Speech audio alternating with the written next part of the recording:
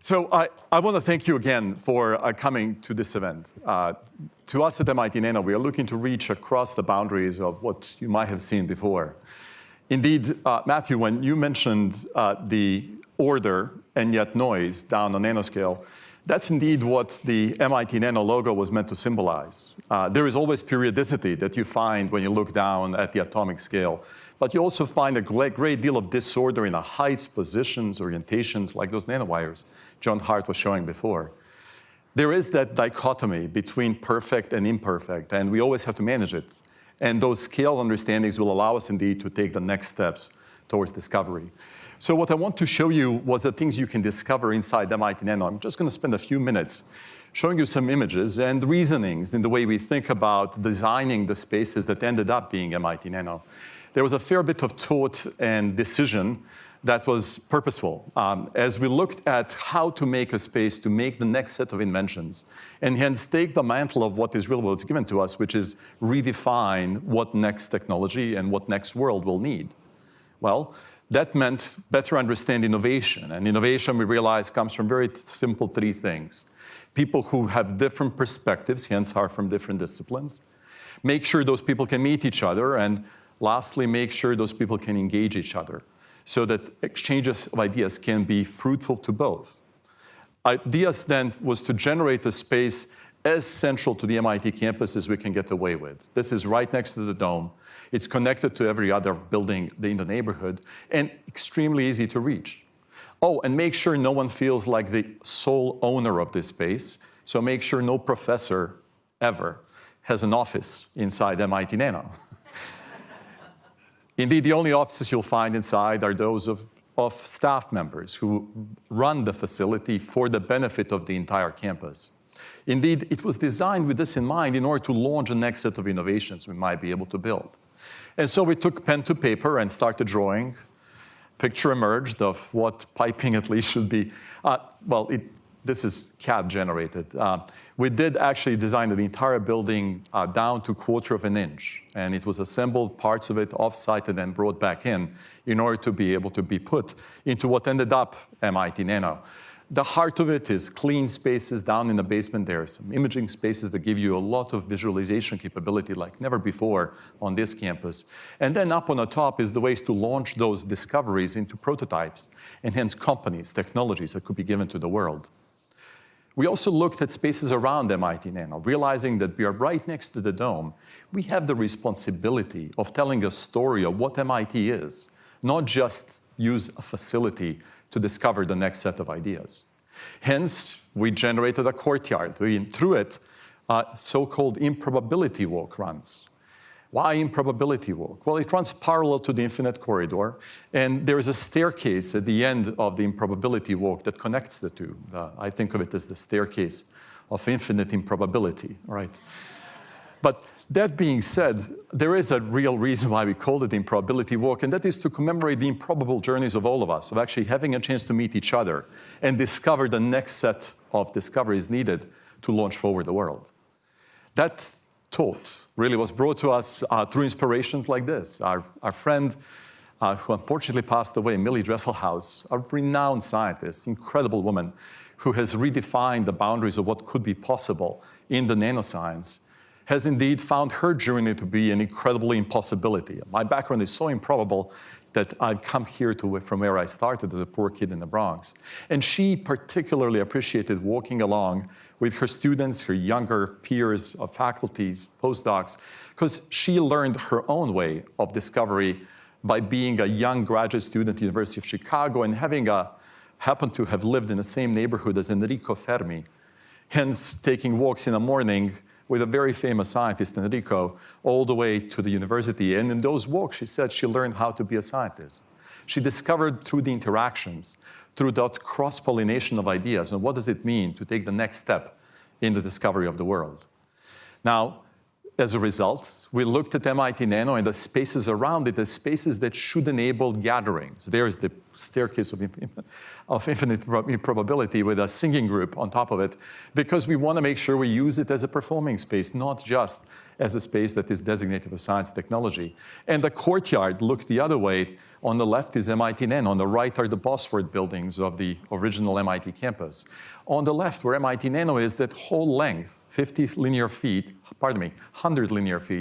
on the ground floor and the floor above, are galleries that can actually provide you art and provide you ways of telling stories of connection of what we do on campus to the society at large. The building itself, you might notice, has elements of design in it as well. The frit on the windows, I have been trying to figure out, can we use it as a binary code to spell messages? I'll leave it to you to decipher if there is a message or not. I'm sure some of the undergrads have already gone through to figure this one out. But there are views throughout the space that allow you to see the space in very different ways. We have purposely left the windows open so that those inside can see the birches on the right, because seeing the natural world as an inspiration for what is happening inside MIT Nano, perfectly clean spaces, is a very comforting thing. You realize what you're working towards if you have the world to reflect upon. Indeed, spaces like this we see as expressions of artists, artist builders, who have indeed thought of how to reduce the complexity of what needs to be done inside MIT Nano into an inspirational moment. Hence, these are views from the windows of MIT Nano looking into the machinery that operates the building. But also throughout the space, you will find canvases, like the big orange wall that goes vertically. That's a canvas, 5 stories tall, that could be painted with years to come, with discovery after discovery, or the next set of ideas that we might want to go ahead and explore or project onto the people. Indeed, I like to say that the limestone on the left that is dressing the walls that subtend the MIT Nano clean room, that limestone, well, the order for it we placed 400 million years ago, because that's when it was started to be made. It's a limestone made of alluvial deposits over 400 million years. I'm sure there are little micro and nano-organisms staring back at us from those walls. We are impressed by the nature itself and seek inspiration, and hence have dressed MIT Nano with a lot of natural elements to allow us to take the next steps of how to discover. Now, also, we have provided plentiful gathering spaces throughout the building in order to make sure that you can go ahead and indeed have that moment of discovery with someone you encountered.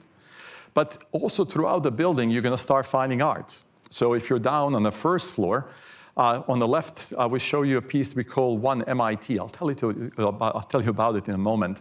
And then a continuation of that right now is dressed with a digital display of 16 TV screens running 16 simultaneous videos from the studio Olafur Eliasson.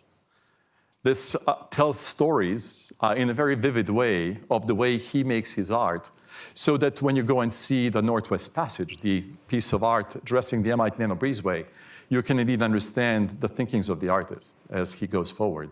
This digital wall gallery allows us to take also the next steps in energizing the campus, in providing us the next exhibit and the next exhibit.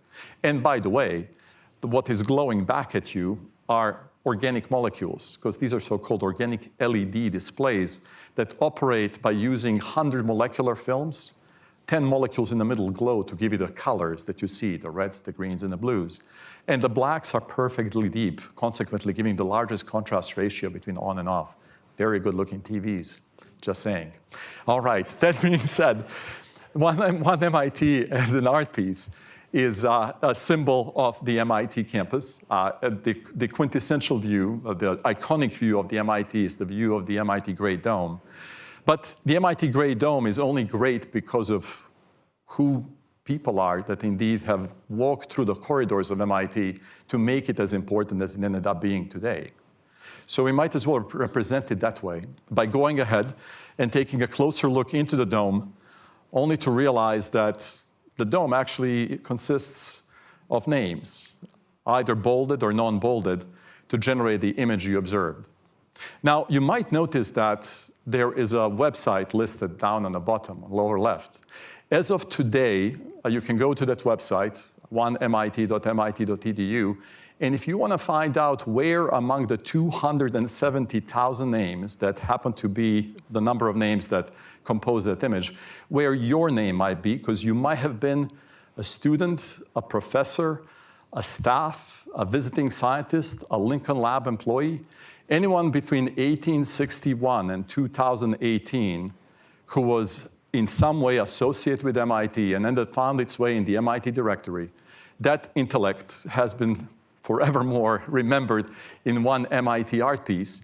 And indeed, what we've done is taken that 5-foot by 5-foot image and shrunk it down to a 6-inch by 6-inch silicon wafer, etched that wafer with all those names, and indeed mounted it onto the walls of MIT Nano so that the 270,000 names of all of those who provide intellectual history of MIT have forevermore been indeed etched in stone and memorialized on the walls of MIT Nano. The smallest line needed to write the narrow parts of the letters is 4 microns. That's 4,000 nanometers. From our perspective, huge, huge dimensions. Indeed, the wafer itself has been made at MIT over in the building 39, the present micro nano fab. And it could be, in the years to come, remade in MIT Nano. And we will do that in order to aggregate additional names. This is another art piece to see inside the building. It has been a gift of the class of 2018 who worked with us as we developed it. And Professor Craig Carter led the way in laying out the wafer and then organizing a team with a set of people like Annie Wang from the special projects of MIT Nano, who indeed organized us into making this happen. On the second floor of MIT Nano galleries, you can see micromosaics, an art form that was perfected about 250 years ago. What human hand could do with the art of the time was essentially take pieces of glass or sand that were of the size of a human hair width, and make an image. We indeed have a privilege of having some of those micromosaic pieces, and we have gone ahead and zoomed in to take details of the artistry and expand them. So if you walk on the second floor gallery, you'll see expanded views of little pieces this big blown to 6-foot sizes again in order to be able to show you the miracle of what human hand can do with the tools of 250 years ago. So just imagine what we'll be able to do with the tools of MIT Nano. Now, if you keep on going on the second floor, you'll see the work of Bernice Abbott. This is an exhibit of art pieces. She was a photographer who happened to have spent a year with MIT back in 1957-58. And she would take photographs of cities, but when she came to MIT, she realized that the opportunity of capturing science in ways that have never been done before. The exhibit was provided to us by the List Gallery, who made us recognize the opportunity of juxtaposing her city work with her science work, and makes, I think, a very stunning exhibit. Please check it out. You can then go to the third floor of MIT Nano and actually immerse yourself in the Spider Canvas exhibit. It is in the immersion lab, and it's active right now. It's, you can think of it as it was described to me as having a harp with 2,700 strings, or is it more than that, 270,000 strings? Every piece of the spider web indeed can generate a different sound, just like Marcus was telling us. And as a result, every one of them can be immersive experience for you to fly through. It's then projected on a beautiful scrimmed cube, hence giving you both the visual and then auditory stimulus. So MIT Nano is further then dressed with this final image I'm going to show you, which is the Northwest Passage by Olafur Eliasson. Today at 6 p.m., so just about an hour away from now, Olafur will give a talk at 32123, the Kirsch Auditorium over at Stata. I believe it's sold out, but who knows? Maybe they'll let you in, sneak in to go ahead and actually see his talk. Say again? Oh, there is a live stream. Fantastic. So you can find it, I'm sure, if you just seek Olafur Eliasson at MIT, and he'll come back. He's giving a talk between 6 and 7 p.m. At 7 p.m., if you're still around campus, you can please join us at the Breezeway. It's a little chilly. So in the lobby, in the west lobby of MIT Nano, we'll be providing some hot chocolate, I'm told. And you can go ahead and enjoy the views from the inside or from the outside, or the Northwest Passage. With that, thank you very much for coming today, and I look forward to seeing you in the years to come. Thank you.